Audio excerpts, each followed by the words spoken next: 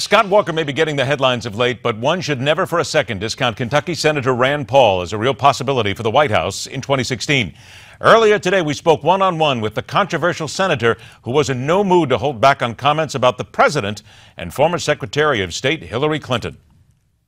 The emails don't bother me as much as several other things. The main thing that bothers me, and I think should preclude her from being considered for the presidency, is that she didn't defend our mission in Benghazi. She was asked repeatedly for security, didn't defend the embassy or the consulate there, and then we, as a consequence, I think, lost our ambassador there. The other thing that's come out recently that really bothers me is that she's taking foreign donations from the heads of foreign states, from, I guess, different sovereign funds, but basically from foreign countries for her foundation. And I think this almost, it has the appearance anyway, whether it's true or not, it has the appearance of foreign countries buying influence with someone who could potentially run for the presidency. So I think there's a lot of things she's going to have to answer, and really that some of her behavior, I think, really should make a lot of Americans think twice about whether or not they ought to consider her. Should all of this then disqualify her as a candidate for the presidency? I think the main thing, and I think there's a bar that everyone who wants to run for the president has to cross, and that's, will you defend the country? Will you defend our people? Will you defend American interests? And I think if you're not able to do that or not up to the task, that really you shouldn't be president. And that's why I've said Benghazi should preclude her from consideration, because it wasn't just that she made mistakes that day. It was for 9 months preceding that. She was probably asked 20 times for more security for that embassy. When I asked her, did you read the cables from Ambassador Stevens, she acted as if she just didn't have time. She was too busy traveling the world and showing that she was a great traveling Secretary of State. But there's a real problem when the ambassador is pleading for help and saying that we're in danger of being overrun, and you continue to reduce the security forces there. And I think it was worse than that.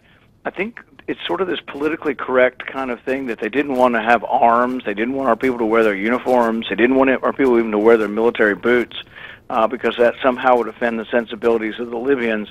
It just shows poor judgment, I think, that she was unable to really get beyond that to say, you know what, our first mission is actually to protect our people in the field. Let me go ahead and turn then to the nuclear talks on Iran.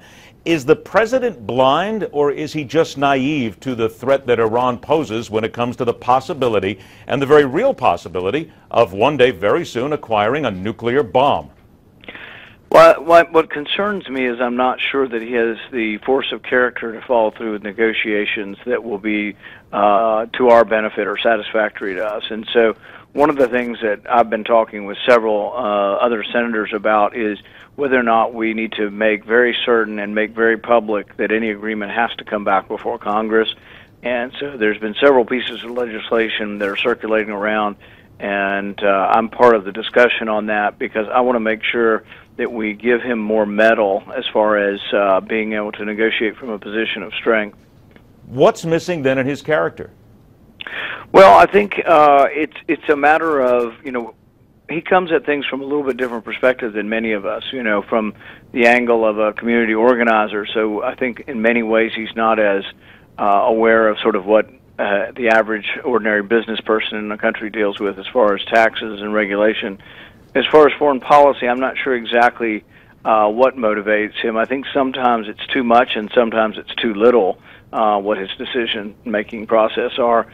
But I think the bottom line is that, for example, Hillary's war in Libya, I think, has made us less safe, and I think the jihadists have taken over Libya now. And so I think some of it's that he may hesitate, and then he's afraid of being accused of hesitating, so then he overreacts. So in the sense, in the final analysis, you get something really that I think isn't good for America. Let's turn to the Department of Homeland Security and Immigration. We once again find ourselves coming up to a deadline this week. Apparently now we are told that there is going to be a clean bill that will come out on Department of Homeland Security funding. Is this a massive defeat for the GOP and specifically for John Boehner having to acquiesce to what the Democrats always wanted in the first place? I think one of the most important principles we debate up here is the separation of powers, and that the president shouldn't be allowed to write law. So him writing law on the immigration is bad. Him writing law on Obamacare is bad. Him taking us to war without Congress voting on it is bad. So really at every turn we see a president who in many ways is lawless and reckless. and loose with any kind of confining characteristics from the Constitution. When we get to the DHS, is there a winnable legislative battle? I'm not sure exactly if there is a winnable battle. You could divide up the funding and say, well, we're going to pass the essential funding, but we're going to keep some of the unessential funding and attach that to immigration. Some people won't be pleased unless the whole thing is attached. I voted against, or I voted for, defunding the executive order, because I think the constitutional principle here is very important. Let me ask you finally about the CPAC straw poll. You won for the third year in a row. What does it say about your message resonating with the general public, with the potential voters? And a simple question, why should people vote for Rand Paul if he runs for president? Well, one of the things about CPAC is it's an extraordinary young crowd. You know, there are thousands of college kids there, even high school kids. And I think in order to win a general election, what we need is candidates who can reach out to the youth. Obama won the youth 3-1, but they've become disaffected with Obama. A lot of the kids don't understand why the government would have to collect their phone records. So issues of privacy, issues of an overzealous surveillance state, I think attract kids. Kids also, I think, want personal freedom, and they value their freedom and their newly won independence. And so I think there's an opportunity there with kids. As far as why would people consider me if I ran, I think because there has to be someone who keeps our principles, doesn't dilute our principles, that takes them boldly and takes the issues forward without trying to become Democrat light, but at the same time can find ways of taking our message places it hasn't been and bringing in new constituencies that haven't previously been supportive of the Republican Party. Well, it would seem as if a new poll today indicates that Governor Paul has some work to do, because in a poll, a super primary GOP voter poll that was conducted last week in Georgia, and I'm reading this now, this is the survey from votergravity.com. Scott Walker came out on top with 26%. Mike Huckabee, who skipped CPAC, was second at 22%. Former Florida Governor Jeb Bush was third at 17%, and something of a shock, Rand Paul was only able to get 4% in the Voter Gravity Georgia poll. That puts him in fourth place at the moment. Still, though, you get a feeling that he will be heard from. Also out today, Ben Carson has announced that he has established a presidential exploratory committee. No shock there at all. All right, they're supposed to be there to help Americans in time of dire need.